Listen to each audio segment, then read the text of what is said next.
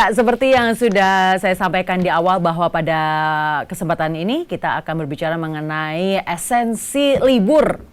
Bukan libur sebenarnya ya, kegiatan belajar mengajarnya di rumah begitu secara online selama 2 minggu. Karena kemarin Mas Menteri Nadiem Makarim juga sudah secara tegas dengan wajahnya yang tidak senyum sama sekali begitu ya, sudah mengatakan bahwa bekerja di rumah, belajar di rumah, beribadah di rumah. Ini mengikuti apa kata Bapak Presiden. Dan sekarang di studio TVRI di Kabar Enjang sudah bersama saya Ketua PGRI Jawa Tengah, Dr. Muhdi. Apa kabar? Alhamdulillah baik, Mbak Nisa. Bapak, wah ini luar biasa, senang sekali bisa berbincang-bincang langsung dengan Bapak karena banyak sekali pertanyaan mengenai libur ataupun KBM online ini begitu ya Bapak. Betul. Ini kan memang mendadak sekali.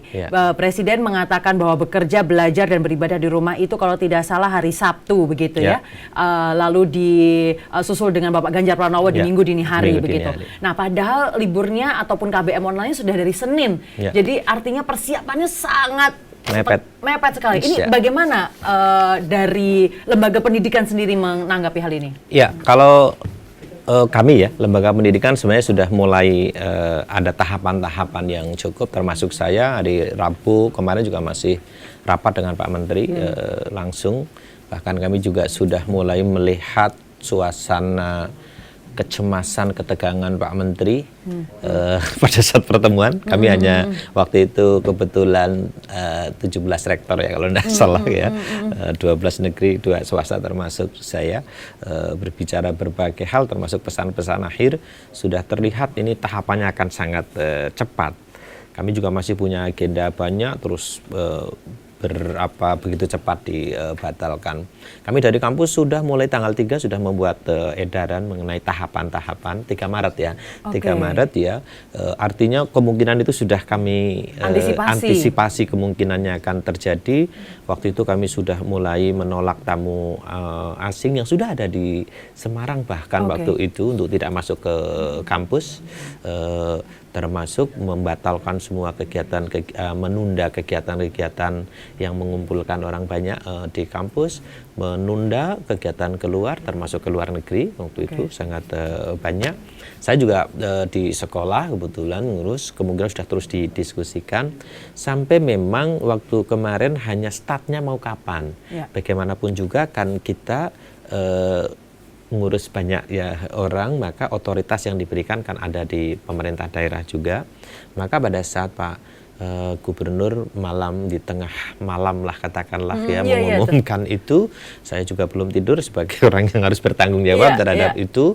Maka subuh kami sudah memerintahkan rapat pagi, mulai saya di SD mulai jam 8, di PGRI jam 9. Oh, hari Minggu itu Minggu ya, di kampus jam 10 dan sebagainya, karena kami kebetulan ada di berbagai ini untuk memutuskan berbagai hal yang menarik. Memang misalkan di sekolah guru-guru juga sudah sangat siap akan kemungkinan itu, maka keputusan bisa cepat, kita bisa mengambil keputusan, kita libur sesuai instruksi gubernur 2 minggu.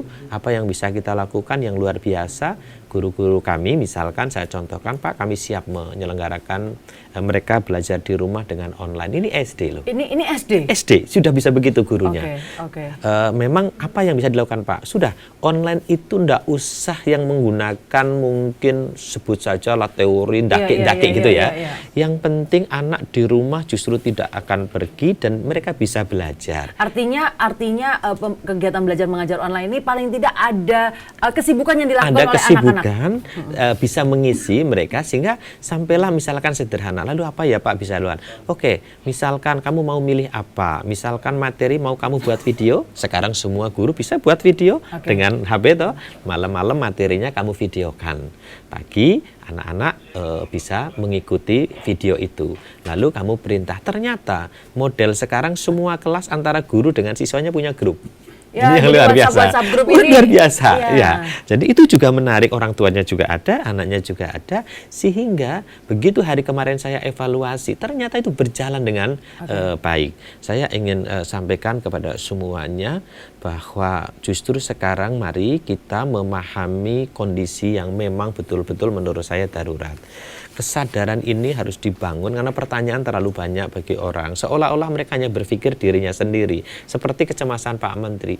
Bukan, kita ketempel corona bisa jadi tidak kena, tetapi yang bersentuhan dengan kita jadi kena. Itulah yang membuat kesadaran kita membatasi diri. Misalkan ini masalah kita tidak atau membatasi kontak fisik, salaman diubah sementara dengan cara isyarat. Ini bukan masalah kita saja, tetapi kita menjaga orang lain. Siapa tahu orang lain itu justru yang mungkin punya potensi terkena, dan virus ini sangat berbahaya. Saya kira itu. Bapak, ini ada beberapa karena kita juga ada dalam lingkungan pendidikan. Persis, begitu. Ya. Ini ada beberapa pertanyaan yang muncul begitu, terutama dari guru ataupun dosen yang memang maaf dari generasi baby boomers atau bagaimana begitu. Yang waduh ini kalau dibuat sedemikian, misalkan kita kan ada alat-alatnya Pak, misalkan yang ada Google Classroom, ada apa, banyak sekali ruang guru kemarin juga sudah ikut serta. Dan akhirnya wah ini gimana ya caranya jadi kayak gagap teknologi. Apakah hal ini juga dirasakan di Jawa Tengah? Pasti. Apalagi di daerah-daerah ya, sekolah-sekolah yang mohon maaf kami menyadari sebagai PGRI, guru-guru kita yang sebut saja mungkin sudah familiar dengan teknologi juga mungkin bisa jadi tidak ada 50%, walaupun sebenarnya dalam 2 tahun terakhir ini semua diarahkan sudah ke sana. Bahkan untuk PPG juga pembelajarannya daring. Saya kira ini yang untuk mereka PPG akhir, karena pembelajaran daring sudah mulai terbiasa dan sistemnya memang sudah ada untuk bisa dilakukan dengan itu.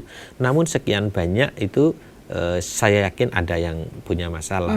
Mohon maaf ya, saya juga rektor ya. Jangankan kok misalkan guru, dosen pun masih ada ya, seperti itu. Tetap ada problem toh itu. Namun saya kira kepada semua kita tidak boleh kehilangan akal. Minimal semua orang bisa SMS-an, minimal semua orang bisa WA-an.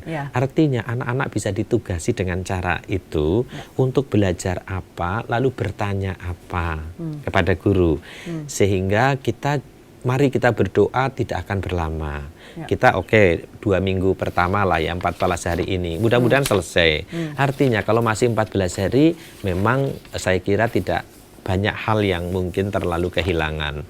Namun apabila muncul lagi 14 hari berikutnya, ini memang harus mulai kita berpikir lebih ekstra lagi. Berikutnya, kalau ini masih panjang bagaimana? Sama seperti kemarin. Pada saat hari Senin sebenarnya di SD itu ada ujian sebenarnya untuk pengisian rapot ya. Tetapi siang dirapatkan dengan dinas, akhirnya juga ditetapkan untuk ditunda. Artinya itu masih bisa besok. Jadi segala sesuatunya yang masih bisa ditunda menurut saya memang harus ditunda. Ya, Bapak. Namun bagaimana kalau di Jawa Tengah ini kan tidak semua tempat juga secara sinyal misalnya seperti itu, dan infrastruktur online-nya juga belum semuanya terbentuk begitu. Betul, ini bagaimana untuk mengatasi hal tersebut? Ya kalau ini misalkan sebut saja kalau 2 minggu pertama, kalau itu pun sama sekali tidak, saya menyarankan semua pihak memahami. Kita kejar nanti setelah waktu memungkinkan. Tetapi kalau ini berkepanjangan, maka harus ada cara-cara. Setidak-tidaknya jumlah pertemuan yang terpaksa harus dilakukan oleh sekolah atau manapun, maka semua harus menggunakan standar ketat. Itu yang harus. Maaf, saya sekarang sudah masih sering melakukan pertemuan. Yang kita sayangkan adalah ada orang-orang yang tidak menyadari itu. Maka kita kalangan pendidikan, apalagi guru, harus memberi contoh, mengedukasi kepada siapapun. Ini bukan gagah-gagahan. Kalau salaman begini diubah begini, ini bukan gagah-gagahan. Bukan lebay. Tapi ini untuk kepentingan kita semuanya. Dan guru harus tegas melakukan itu. Semua sekolah harus menyelenggarakan atau menggunakan SOP yang ketat. Mulai dari depan, satpamnya, petugasnya, dan sebagainya. Untuk itu para penyelenggara menjadi menurut saya yang sangat penting untuk itu. Karena bisa jadi kemungkinan ada hal-hal yang tidak bisa kita hindari untuk terjadi apabila kondisinya tidak sangat darurat. Misalkan masih kondisi seperti ini sebenarnya masih mungkin ya pertemuan-pertemuan terbatas ya. Tapi pertemuan terbatas itu harus dilakukan standar ketat itu. Nah, akhirnya saya justru meminta kepada pemerintah bahwa pemerintah kabupaten kota memastikan di setiap sekolah tersedia yang namanya sebut saja sarananya untuk melakukan standar ketat itu. Saya khawatir apa-apa dicari susah di desa apalagi itu saja susah.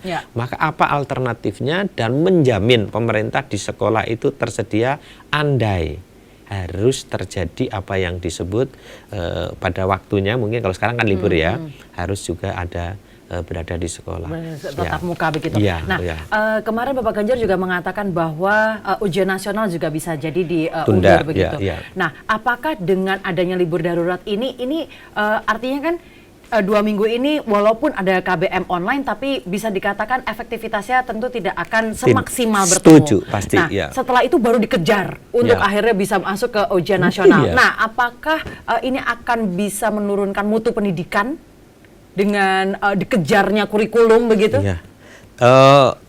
Kemungkinan itu pasti ada. Pasti yang namanya sesuatu yang harus dilakukan seperti ini akhirnya. Lah sekarang justru mari pada kondisi seperti ini bagaimana kita mampu menjamin mutu ini walaupun caranya yang berbeda. Jadi caranya harus dikebut setelah libur kita sekarang harus kerja keras bagaimana. Dan ini harus bahasa saya intervensi harus kuat dari pemerintah. Bahkan saya berharap ya pemerintah, toh ujian nasional ini ujian nasional terakhir. Kalau memang tidak memungkinkan, toh, ya buat apa mesti repot-repot. Artinya sebenarnya sudah ada plan B-nya seharusnya. Harusnya. Baik. Jangan-jangan itu malah lebih tepat, sudah sekalian saja lah. Daripada menunggu tahun depan begitu ya Bapak. Baik, nanti kita akan lanjutkan perbincangan ini, namun jangan kemana-mana, tetap di Kabar Renjang.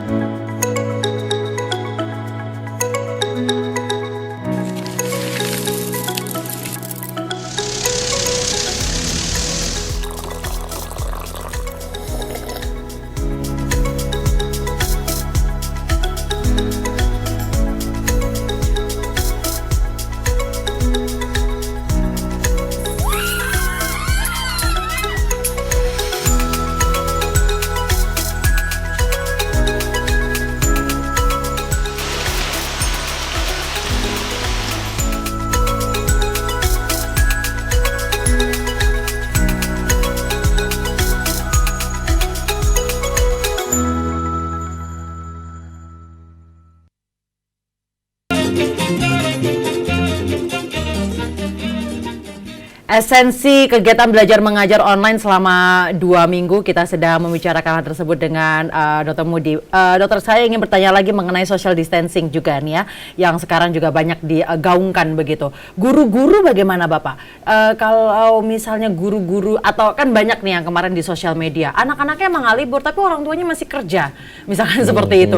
Guru-gurunya masih kerja, ini bagaimana? Iya, maka salah satu mudah-mudahan bisa menjadi contoh bagi yang lain. Artinya apa yang kita sebut belajar di rumah itu bukan berarti tanpa program. Masing-masing sekolah harus membangun program karena orang tuanya tetap kerja. Maka anak-anak itu bukan berarti berkeliaran atau bermain kemanapun. Dia di rumah, lalu program sekolah harus pasti. Misalkan tadi saya contohkan, saya nyontohkan yang paling minimal ya, paling minimal pagi setiap guru memberikan tugas apa kepada peserta didiknya. Sekarang anak-anak pertama, buku ada. Kalau tidak, mereka juga bisa mencari sumber lewat media sosial. Sebut saja mengamati apa, mempelajari apa. Nanti disampaikan, nanti 1 jam ke depan, misalkan Bu Guru bisa mengatakan, Ibu akan membuat pertanyaan atau apa, atau kuis atau apa. Itu jalan. Jadi kita harapkan pembelajaran. Maka kami misalkan contoh di yang kami lakukan, kebijakan yang di bawah kami kebetulan misalkan menetapkan sehari 2 jam. Itu adalah minimal. Itu bisa dikembangkan seperti sekolah biasa pun bisa, artinya anak-anak kondisinya di rumahnya kan belajar di rumah, bedanya kan begitu. Tetapi bukan belajar di rumah bebas, adalah belajar yang memang di bawah program sekolah. Maka guru tetap bisa melakukan pembelajaran dari rumah juga, tetapi menggunakan media yang memungkinkan bisa dilakukan sesuai dengan tingkatan anak-anak itu. Artinya misalkan dalam keadaan darurat seperti ini, fairness dalam menilai tugas atau segala macam ini standarnya harus diturunkan atau bagaimana, Bukan, Bapak? bahkan ini sebenarnya sudah dalam kebijakan baru di era Merdeka Belajar memang sudah mengarah ke sana. Jadi misalkan anak melakukan apa, anak suruh video aja bisa kok. Artinya fairness penilaian itu masih bisa terus dilakukan? Bisa, dan bisa tetap kualitasnya tidak menurun. Bahkan justru ini akan sesuai dengan tuntutan zaman. Karena apa? Sekarang apa yang disebut oleh Menteri, ke depan ini sekarang profil pelajar Indonesia disebutkan profil pelajar Pancasila. Di mana pertama ada 6 itu ya. Pertama akhlak mulia, tapi yang kedua adalah kreatif. Nah, dalam kondisi seperti ini membuat anak untuk menjadi kreatif juga menjadi sangat-sangat mungkin. Lalu yang ketiga, mereka harus mulai diinikan ke arah gotong royong ya, atau kolaboratif. Nah, di sini juga bisa loh, kolaboratif juga tidak harus ketemu loh ya. Iya, bisa lewat itu, baca dan macam sebagainya. Berikutnya kita juga akan mengajarkan kepada mereka wawasan global, kebinekaan global. Kita juga bisa menyerapkan nilai-nilai kepada mereka. Ini loh, ada satu virus yang istilahnya kan tidak pandang bulu ya, kepada siapapun bisa kena dunia gitu loh. Ini juga bisa untuk mengajarkan kepada mereka nilai-nilai itu. Lalu yang berikutnya kita mengajarkan kepada mereka menjadi anak-anak yang punya daya kritis ya, daya nalar. Ini juga mudah sekali loh. Ini untuk mengajarkan kepada anak. Artinya sebenarnya momen ini bisa dimanfaatkan oleh pendidik untuk bisa membangun karakter. Betul. Sebenarnya. Bahkan yang terakhir bagus sekali, mandiri. Nah, ini semua orang sekarang melalui ini diajarkan untuk menjaga diri, menjadi orang-orang yang juga punya kemandirian yang kuat. Disiplin semuanya kan sekarang mau membersihkan dirinya, cuci tangan dan sebagainya akan semuanya tergantung. Tetapi yang luar biasa, virus ini juga mengajarkan kita untuk berpola pikir gotong royong. Artinya apa? Kamu menjaga dirimu sendiri tidak cukup. Karena dirimu juga bisa menjadi fasilitasi penyakit kepada orang lain. Coba, ini kan luar biasa. Padahal itu profil pelajar Pancasila nanti yang akan dibangun. Dan besok yang lain tidak penting, katanya, yang penting ini gitu loh. Nah, inilah yang menurut saya selalu saja, oke lah kalau memang ini Tuhan memberikan sebut saja ini kan jadi bencana ya, bencana seperti ini, mari kita ambil sisi-sisi yang bisa kita manfaatkan untuk mencapai sesuatu. Tapi saya harap semua berpikir untuk ini, dan kepada pemerintah saya berharap mereka jangan lambat untuk mengambil intervensi-intervensi, langkah-langkah yang diperlukan agar tidak ada yang dirugikan. Ya. Namun dengan kita melihat bahwa momen-momen darurat seperti ini memang seharusnya artinya ini kita bisa menjadi introspeksi bahwa sebenarnya Betul. pembelajaran online yang ideal, paling tidak mendekati ideal lah Iya, begitu. iya, iya. Ini harusnya memang sudah dibentuk dari lama begitu. Persis, Ini ya. harus ini bisa Ya. jadi start paksaan begitu. Setuju saya tuh. Jadi akhirnya sekarang orang berpikir keras semuanya. Iya, iya. Kemarin kan masih nunggu, Iya, kan coba. masih bisa ketemu. Iya Mas ya, karena masih ada alternatif yang Ah. itu. Sekarang kalau mau begini semua harus melangkah ke situ, dan sekarang tidak boleh lagi menjadi ada perdebatan lagi. Jane itu pembelajaran daring atau dan sebagainya itu baik apa tidak, perlu apa tidak. Karena tuntutannya sudah memang seperti itu. ini. Iya, mudah-mudahan ada hikmahnya dan Artinya ini Mas Menteri ini nanti harusnya bisa membuat satu konsep pembelajaran online yang bisa diterapkan di seluruh Indonesia begitu, atau paling tidak di daerah-daerah yang memang secara sinyal ataupun infrastruktur online-nya sudah terbentuk. saya berharap sih karena memang dia ahlinya begitu. Cuma ini tetap Indonesia ya.